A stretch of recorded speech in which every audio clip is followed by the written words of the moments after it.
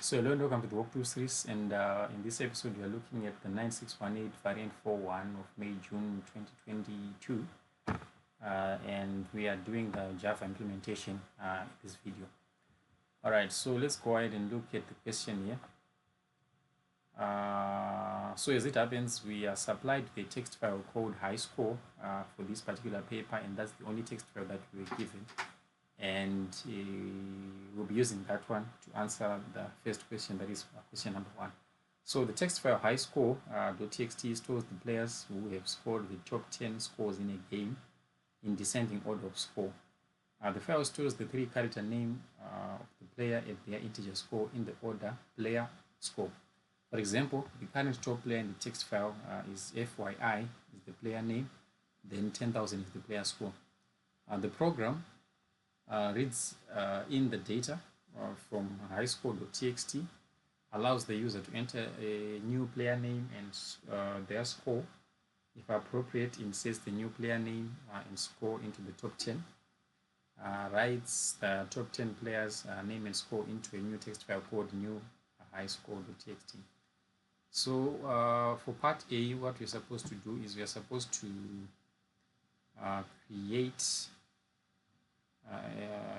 rather declare one or more arrays as global data structures to store the player names and scores, is it? So let's actually go ahead and switch to the implementation that I have going on here. So you see that I have my implementation on lines 8 and 9, and that's where I'm declaring my two global variables. The first one is going to be called player names, and it's going to be storing the names of the players. Then it's going to store 11 entries actually, because later on we are going to be requested to enter a new player score, like they say it right here, that the program stores the players and their scores in an array of 11 elements. 10 elements that are going to be read from the file, and the 11th element is going to be input by the user. So we need to account for that when we are declaring our arrays. So you see that both arrays have a size of 11, meaning to say that they are going to have 11 elements. Then of course you can go ahead and copy this code and paste it inside of the evidence document.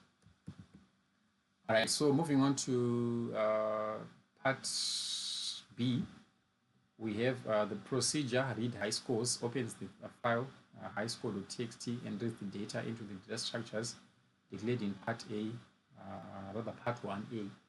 So we are to write program code to declare the procedure called read high scores. So let's go ahead and switch to where I have my implementation going on here. So my implementation spans from lines 12 to 28. So we have the method header right here. So you see that it's a void function because we're not going to return anything.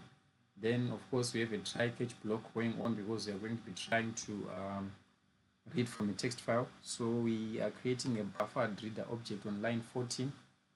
Then since we already know that we are going to be reading 10 entries from our file, that is for both the names and the player scores, we can just use a for loop because this is a count control loop as it were. So we are initializing our loop to run 10 times on line 16. Then on line 17 we are using the buffered reader object to check to see if the current line is ready to be read. The ready function works by checking to see if the current line is not empty or not now. And if it is not now, it's going to return a true. So if the line is ready to be read, then we are going to drop into the body of the if statement that is on lines 18 and line 19.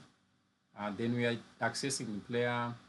Rather, before we do that, we're focusing on the right hand side. We are taking the reader object and calling the read line function so that we can read the current line. Then of course we are trimming any trailing white spaces before storing that string inside of the player names. Then we are also doing the same on line 19, but before we store the string, we first have to convert it into an integer.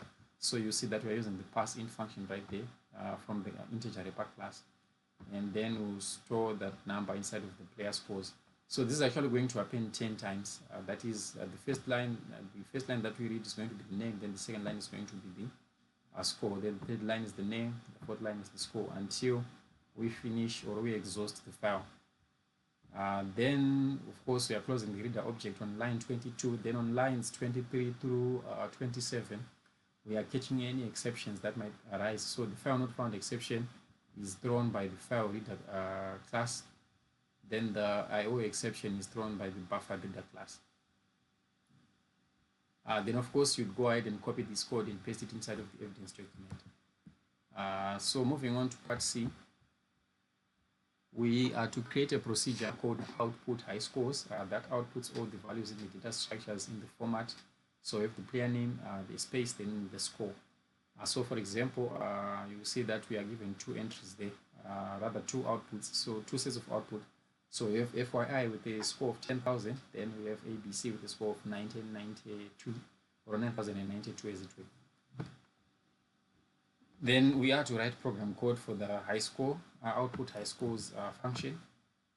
So let's scroll to where we have output high scores function. You see it's right here on lines 13, lines 31 rather to 37. So again, this is a void function and we are using a loop because you know that we'll be outputting 10 elements. We're using a for loop because you know that we'll be outputting 10 elements. So we are initializing our loop. We are setting up our loop to run 10 times. Then on line 33, we are checking to see if the current index is not equal to now. So if it is not equal to now, that means there's something to output. So we drop into the body of the if statement and output the player's name as well as the score. So you see that we output the name, concatenate a space, then output the score. Then of course we can go ahead and copy this code and paste it inside of the evidence document. Next up we have D. Then it says here that the main program should first call read high scores and then output high scores. So write program code for the main program. So let's switch to the implementation that I have going on here. Then my main method is down here. So this is the solution, right? So what I did just output a prompt reading high scores, then also another prompt current high scores before calling the two respective methods, so that at least the output is descriptive, as it were. Then we also have the D item 2, which is the part where we test our program. So we need to take a screenshot of the output. So coming back to the program, I'm just going to click on run button right here. Hopefully I don't get a class not found exception. Otherwise I'll have to compile the code manually. So as it happens, it's actually just executing, so that's fine. So you see that this is the output for that has been read from the file wizard. So these are the names that we have going on there. Then you can ignore this other part down there because that is for the later part of the question. So of course you go ahead and take a screenshot of this output that is up here and paste it inside of the evidence document. So let me just go ahead and cause a keyboard interrupt here so that I can close out of the terminal as usual. Then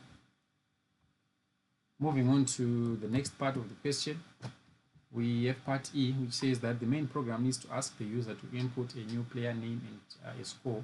If this score is in the top 10, then it will create a new top 10 list that includes this score. I meant the main program to ask the user to input a 3-character player name and an integer score that must be between 1 and 100,000 inclusive. Save your program. Then we are to go ahead and implement this, right? So let's go ahead and look at this implementation for part E right here. So on lines 89, we are creating or rather instantiating a scanner object because it's going to allow us to type on the keyboard, then take that input into the program. Then on line 90, we're just prompting the user. Then on line 91, we're just declaring a string called new player name. And then from lines 92 to 95, we're using a do while loop that's going to validate that the user types in a player name that is of length 3, right? So essentially we prompt the user. Then on line 94, we use the scan object to get the next line, then trim any trailing white spaces. Then this is going to continue until while the length is not equal to 3. Is it? So when the length is equal to 3, then we can go out of the loop. Then for the score, it's the same thing. We are just making sure that we are validating that the score is between 1 and 100,000. So if we don't have a value that is within this range, then the user is going to be to stay inside of the loop until they provide a valid number, as it were, or a valid score, as it were. Then of course that's all that there is to it. So you see that you have answered the question, so you can go ahead and copy the code and paste it inside of the evidence document. Then we are to write program code to declare a procedure that takes the player name and score as parameters, creates a new top 10 list that includes the parameter if appropriate. All right, so for this one, we are not given a method name, or we are not given anything. So it's now up to you to come up with a name for this particular procedure that simply satisfies the following requirements. And for 5 marks, I think it's a clear indication that you need to do a little bit of forward planning before you attempt to answer this one. So I have my implementation going on up here. What I called this method, I called it insert new score, because it's, if you come back to the question, it says that it's going to take the player name and score as parameters, create a new top 10 list that includes the parameter if possible. So basically we are just going to insert a new player score into the top 10 list. Then if that score qualifies to be inside of the top 10, then we are just going to include it, is it? So that's why I call it insert new score there. So you see that on line 40 we have the string parameters, new player name, and also new player score. Then essentially what we want to do is we want to add the new entry at the end of the array, is it? So we are going to add it at the last index position, is it way? Then remember that our array is 11 elements, is it? And the 11th element actually is index 10. So you see that on lines 42 and 43, I'm using index 10, because remember that in Java we use zero-based indexing. So the 11th element will actually be on index position 10. So we just put the player name and the player score on the last index position. Then what we are essentially going to do is we are going to use a bubble sort, is it? So this is one of the things that you can expect inside of this in this practical paper, right? You might not be explicitly asked to implement a bubble sort algorithm, implement the bubble sort algorithm as it were. So you should be able to know when to use the various sorting and searching algorithms that are needed for this course. So here we are using bubble sort, and essentially what you're doing is we're checking to see if the current player score is greater than the player score that is on the I-1 index position, is it? The reason why, maybe let me just quickly comment on line 46, what's going on. We are starting at the last element, right? That is the 11th element. That's where we are starting. Then we are going to decrement and compare all the way down to 1. So essentially, this is a decrement comparison. So we are comparing in descending order. That is why you see that we are comparing with I-1. You might be used to seeing bubble sort comparing the next item, which is I+1. That is when you are starting at the low end going to the high end. In this case, we are starting at the high end going to the low end, etc. So that's why we have that going on there. So we check to see if the player scores, if the current player score is greater than the previous player score, then we need, or the next player score. I think that's easier to visualize. You're simply going to swap them, is it? Then you also need to swap the names, as it were.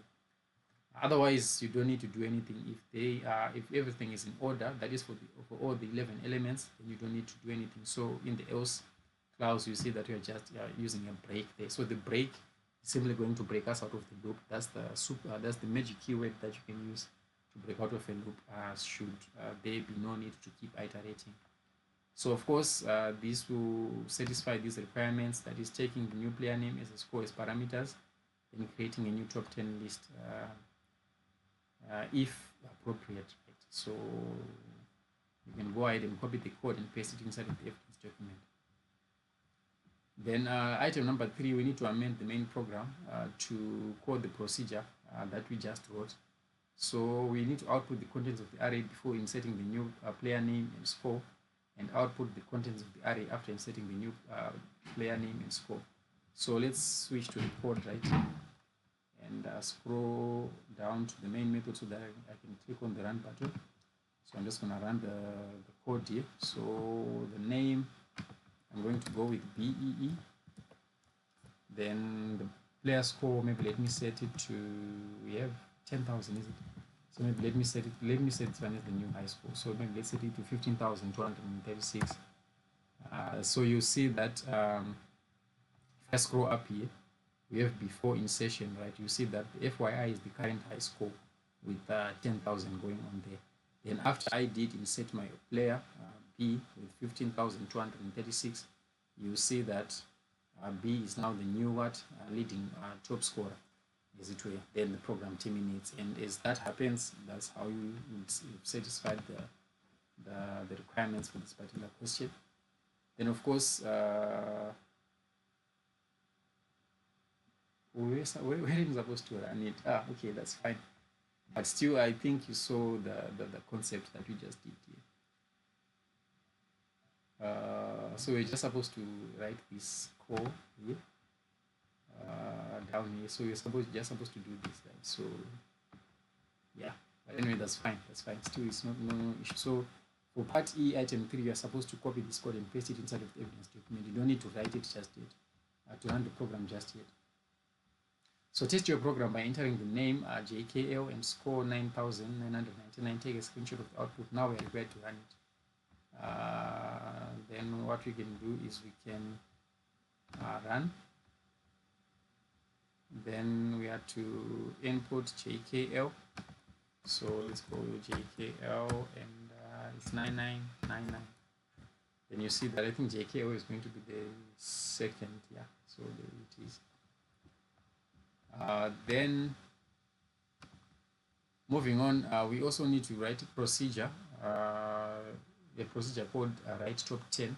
That's going to store the new top 10 player names and scores in a text file called new high score. So this part of the question requires us to create a function that creates a text file, right? So let's actually go ahead and check that out. So you see that for this implementation, I think I have it up here. For this implementation, I'm using, so you see that I'm using the print writer class, right? In my Java series, I was using, or rather I used the buffered writer class.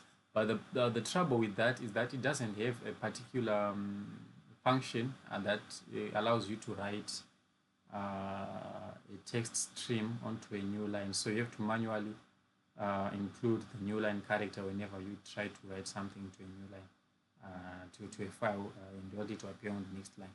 So the alternative is to make use of the print writer class, and I would highly recommend that for any other questions that might require you to write to a text file, you should use the print writer class, as it were. So what we are doing in this case is we are instantiating a print writer object on line 65, then passing the file name that we want to be created, rather, right, as an argument right there.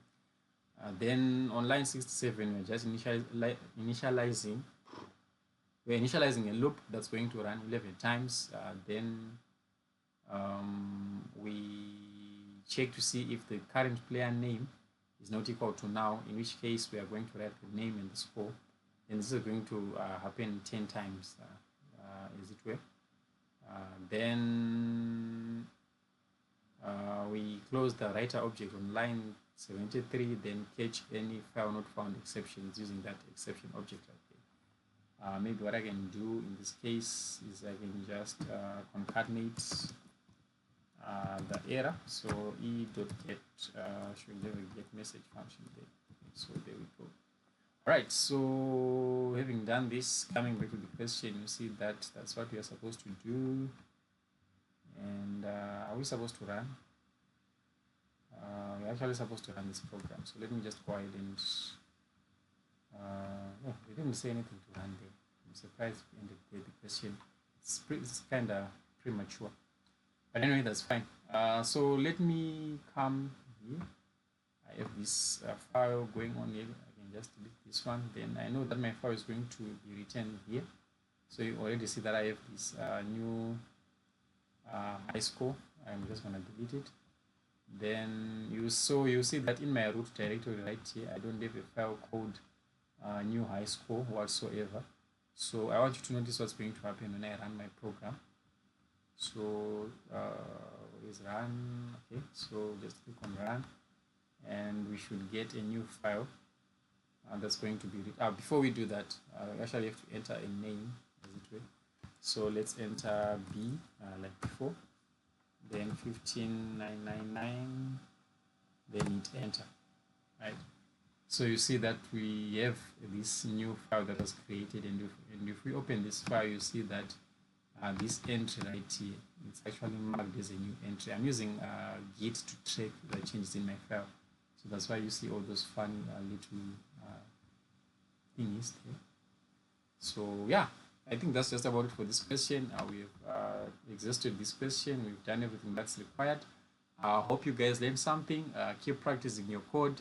Make sure that you know the fundamentals, because really, at the end of the day, it's just the same concepts that you need to use to answer the questions. So I'll see you guys in the next one.